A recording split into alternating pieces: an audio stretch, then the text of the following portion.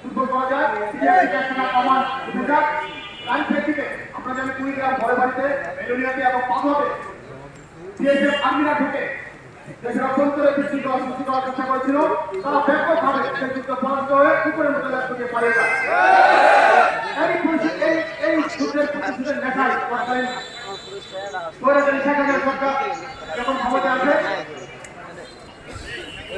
জাতীয় সরকারের চুক্তি করে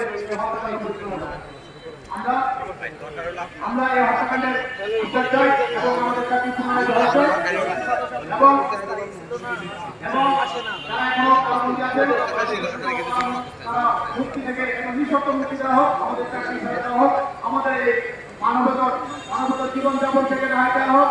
যারা এই দেশকে স্বাধীন করেছে দ্বিতীয়বারের মতো সেই ছাত্র আন্দোলনের যারা শহীদ হয়েছে তাদের আপনার মাতৃভাষা কামনা করছি, যারা অসুস্থ হয়েছে তাদেরকে সুস্থতা কামনা করছি এবং এই ভাষা মনে তাদের কাছে আমাদের হাজার কষ্ট জনগণ বিজয় পরিবারে আমাদের একটাই দাবি এবং আছেন বিশ্বাস তিনি জনগণের আস্থা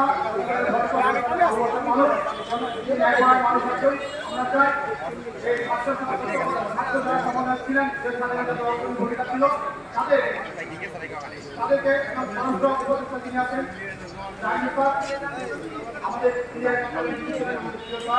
আমাদের মাধ্যমে এই অসুবিধা হোক